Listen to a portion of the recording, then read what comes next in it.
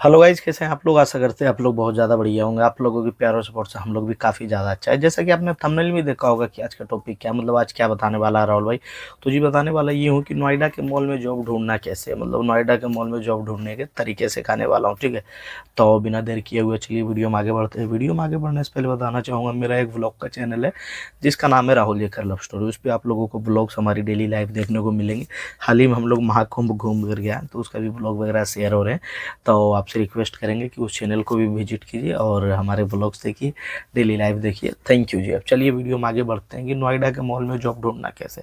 तो जी मॉल के बारे में तो अब सब कुछ ही जान चुके हो कि मॉल क्या होता है, कैसा होता है वगैरह वगैरह सब कुछ की मतलब कैसे कैसे मॉल होते हैं आप लोग भी देखे होंगे। जब अपने तरफ भी होंगे, जैसे अपने गाँव में उधर भी देखे होंगे मॉल, और बड़े बड़े शहर वाले भी मॉल देखे होंगे कि बहुत बड़े बड़े मॉल होते हैं जिसके अंदर शायद ही कोई ऐसा चीज़ है जो नहीं मिलता होगा, ठीक है। अधिकांश चीज़ वहाँ बिकती है हमारी ज़रूरत की चीज़ें। तो इसी में बात करने वाले हैं कि भाई ऐसा है कि मैं नोएडा जाने वाला हूँ। बहुत कोई सोच रहे होंगे कि मैं नोएडा में सोच रहा हूँ रूम लेने की, या फिर बहुत कोई नोएडा आ चुके हैं। तो उनको देखना है कि भाई नोएडा में जॉब कैसे ढूंढना है, मतलब नोएडा में भाई को जॉब चाहिए, वो भी मॉल में। तो इसी के लिए इस वीडियो में बातें कर रहे हैं कि कैसे ढूंढे। तो भाई मॉल में जॉब या कहीं भी जॉब हो, उसके लिए सबसे पहले मैटर करता है आपका एज। एज क्या होनी चाहिए? तो एज भाई कम से कम आपका 18 होना चाहिए और ज़्यादा से ज़्यादा आपका 35 होनी चाहिए, ठीक है। 18 और 35 के बीच में आपको जॉब मिल जाएगी। दूसरी बात यहाँ बात करती है, पॉइंट आती है कि भाई आपकी क्वालिफ़िकेशन कैसी है, मतलब आपकी क्या क्वालिफ़िकेशन है, कैसा नॉलेज है, उसके अनुसार। अगर आप 10th हो तो 10th जैसा ही जॉब मिलेगा, ऐसा मत सोच लेना कि बहुत बढ़िया जॉब मिल जाएंगी तो हाई फाई पैसा मिलेगा ना भाई। जैसा नॉलेज वैसा पैसा, ठीक है। दूसरा 12th हो गया जी। तो इसमें भी वही बात है कि आपके अंदर जैसा स्किल्स है वैसा आपको पैसा मिलेगा, वैसे आपको सैलरी मिलेगी। ऐसा नहीं है कि बहुत ज़्यादा ही सैलरी मिल जाएंगी या बहुत कम मिलेंगी। 10th से तो बेहतर मिल सकती है, इतना ज़रूर कहेंगे। और उसके बाद मैटर करते ग्रेजुएट हो या अंडर ग्रेजुएट हो या पोस्ट ग्रेजुएट हो, कुछ भी हो, तो उसके लिए क्या होता है। तो इसी सब को बातें करने वाला हूँ कि कैसे ढूंढना होता है मॉल में जॉब जी, ठीक है। तो मैं भी स्टार्टिंग में जब नया नया था तो मुझे भी कुछ समझ नहीं आता था कि कैसे जॉब ढूंढना है, क्या करना है। और मैं भी 2-4 बार मॉल गया था तो बहुत बढ़िया लगा था मॉल को देख करके। मेरा भी दिल किया था कि काश मुझे यहीं जॉब लग जाए तो बहुत बढ़िया रहेगी, मेरी लाइफ बिल्कुल मानो तो सेट हो जाएगी इधर। तो भगवान से ही रिक्वेस्ट करते थे, भगवान जी हाँ मेरी जॉब लगवा दीजिए। क्या माहौल है, बिल्कुल एसी में मैं रहूँगा, अच्छा भी लग रहा है, बहुत सारे लोगों से मिलूँगा, बहुत सारी जानकारियाँ मेरे अंदर भी आएंगी और बहुत कुछ मुझे जानने को मिलेंगी। तो इसीलिए मेरा भी दिल करता था कि काश मुझे भी मॉल में जॉब मिल जाए। तो कुछ समझ में नहीं आता था कि क्या करूँ क्या नहीं करूँ। तब बहुत बार मैं क्या करता था, गलती से मैं स्टाफ वगैरह से पूछ लेता था कि भैया इधर मॉल में जॉब है क्या। अक्सर मैं जब मैं द्वारका में रहता था सेक्टर 14 में, तो वहाँ एक पैसिफिक मॉल है, ठीक है। हाँ पैसिफिक नहीं, उस मॉल का नाम है वेगस मॉल, ठीक है। तो वेगस मॉल में बात करने के लिए गया था ना, तो नीचे ही स्टाफ थे, मैंने उनसे ही पूछ लिया था कि इधर कोई जॉब वगैरह है क्या, यहाँ कोई वैकेंसी है खाली। तो उन्होंने बोल दिया जी बिल्कुल नहीं है वैकेंसी खाली। और ये मेरी गलती होती थी कि मैं मतलब चेक जो करते हैं उन्हीं गार्ड से मैं स्टाफ से पूछ लिया करता था, जिसकी वजह से मुझे क्या होती थी कि हमेशा रिग्रेट ही मिलता था कि मतलब नहीं है वैकेंसी, नहीं है वैकेंसी, यही बताया जाता था। पर ऐसा नहीं है भाई। एक्चुअल अगर जो आपको जानकारी चाहिए कि मॉल में वैकेंसी है या नहीं, तो या तो आप उस मॉल के वेबसाइट पे पहुँचिए कि क्या इसमें वैकेंसी है या नहीं, वहाँ आप डायरेक्ट देख सकते हो। या फिर आप जो है जिस भी ब्रांड में आपको जॉब करना है, एग्जाम्पल के लिए आप फूड कोर्ट में चले गए, तो उसमें जाकर के आप जाकर के बात करिए कि हाँ वैकेंसी है या नहीं। उनसे पूछिए, जो सीनियर मैनेजर है वहाँ के, उनसे पूछिए। ऐसा नहीं कि वहाँ के भी स्टाफ से पूछ लो, उनको भी बहुत कमी होती है जानकारी की वैकेंसी है या नहीं है, ठीक है। तो एक चीज़ का ध्यान रखिए, जब भी जाइए तो सबसे पहले ऐसा नहीं कि बाहर में ही गार्ड है उनसे ही पूछ लेना जी। उनको या तो गार्ड की वैकेंसी की जानकारी होंगी या तो वो भी नहीं होंगी, ठीक है। पर आप कहोगे कि मॉल के अंदर ब्रांड्स की जानकारी होंगी, तो बहुत कम चांस है उनको होंगे मतलब ये सब की जानकारी। तो आप भी जब भी जाइए तो पहले अंदर जाइए। जैसे आप नोएडा में हो तो नोएडा में गए, आप मॉल में गए, तो वहीं गार्ड वगैरह आपको मिला, उनसे ना पूछ करके आप अंदर जाइए, बढ़िया से एक बार मॉल को देख लीजिए कि हाँ भाई मॉल ऐसा ऐसा है, इस ब्रांड में मुझे जॉब करनी चाहिए। देख लेना कि कौन सी ब्रांड आपको बढ़िया लग रही है, पहले वहीं से स्टार्ट करो, वहाँ जा कर के बात करिए। और वहाँ जब एंट्री करते हो तो बहुत आपको स्टाफ लोग मिलेंगे, तो आप बताओ कि आपके सीनियर मैनेजर से मिलना है या आपके टीएल से मिलना है या यहाँ के एचआर से मिलना है, वो बात आप रखिए। तो बोलेगा ठीक है जी वेट करिए अभी बुलाते हैं। आप उनसे मिलते हो तो बताओ, बढ़िया से बात करो, एकदम लगे उनको कि हाँ कोई बंदा आया है जिनको एक्चुअल में जॉब की नीड है। बिल्कुल समझदारी से बात करिए, हेलो सर कैसे हैं, तो बढ़िया हूँ जी। तब उनसे पूछो कि सर इधर कोई वैकेंसी वगैरह है क्या खाली, उनसे लो जानकारी। तो अगर जो वैकेंसी रहते हैं तो आपको कंफर्म कर देंगे, नहीं रहते तो वो भी कंफर्म कर देंगे। लेकिन अगर जो आपका बात करने का तरीका बहुत बढ़िया रहा, इम्प्रेसिव रहा, लगा कि भाई ये बंदा बिल्कुल एक्चुअल बात कर रहा है, देख करके लग रहा है इस बंदे के अंदर टैलेंट है, तब वो क्या करेगा, नहीं है वैकेंसी तो भी गएगा, आप अपना रिज्यूम यहाँ सबमिट कर दीजिए, जैसे ही आती है वैकेंसी मैं आपको कॉल बैक कर दूंगा। तो आप ये चीज़ करिए कि वहाँ रिज्यूम जब सबमिट करते हो तो उनसे भी उनका नंबर ले लो कि सर ऐसा करिए, आप अपना नंबर दे देते, मैं पूछ लिया करता, इनकेस आप भूल जाते तो वही पूछ लेता कि सर वैकेंसी है या नहीं।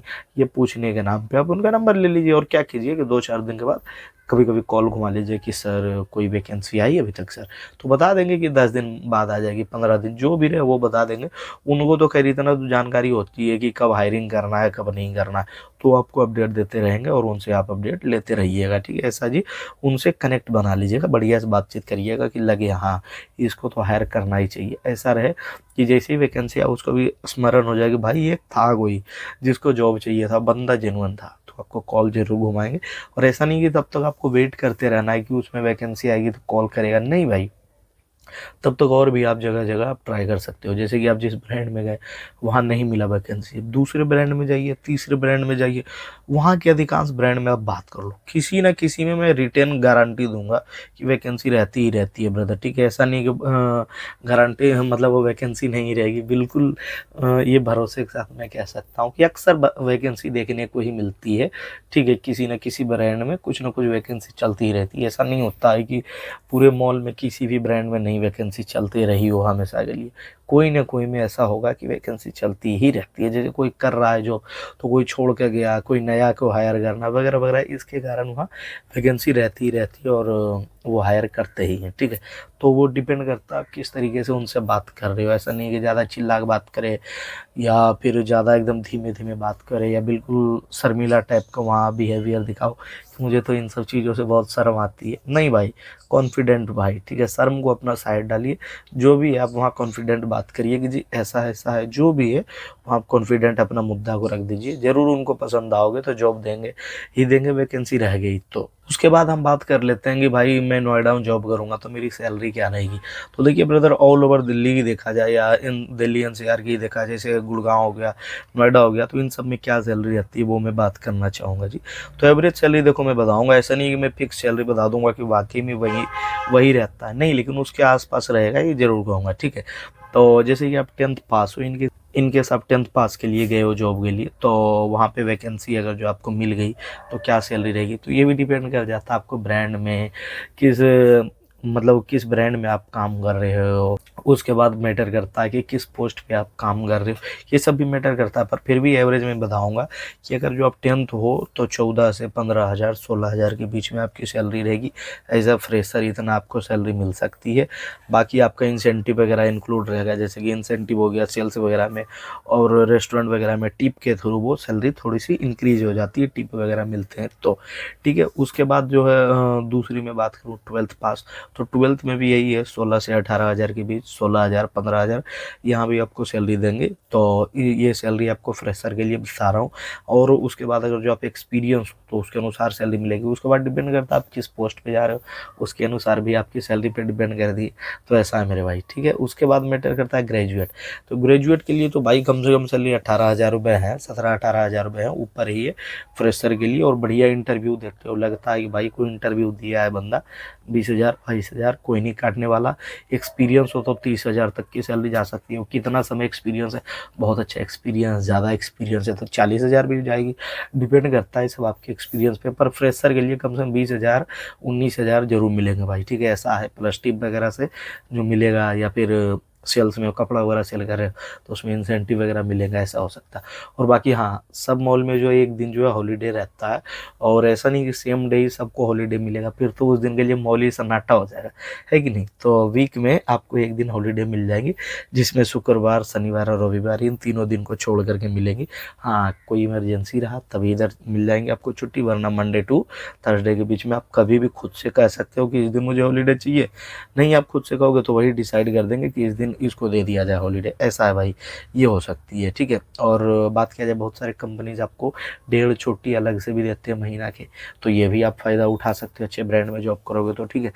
तो ऐसे करके आप नोएडा में जॉब ढूंढ सकते हो। और नोएडा में जॉब ढूंढने के लिए आपके अंदर कॉन्फिडेंट भी बहुत ज़रूरी है भाई, ठीक है। ये सब जगह हाई फाई है, डेवलपिंग एरिया बिल्कुल, तो यहाँ के लिए आपके अंदर कम्युनिकेशन भी अच्छा होना चाहिए, ग्रूमिंग भी अच्छा करके जाओ, ड्रेसिंग सेंस भी बढ़िया होनी चाहिए, लगे हाँ कोई आया है जॉब ढूंढने के लिए, मतलब एकदम वेल मेंटेन होकर के जाइए भाई, ठीक है। बिल्कुल आपको जॉब लग जाएगी भाई, क्योंकि अगर जो आपने बढ़िया से सब कुछ किया वाकई में वहाँ वैकेंसी रहेगी, आपको जॉब लग जाएंगी, ऐसा है मेरे भाई, ठीक है।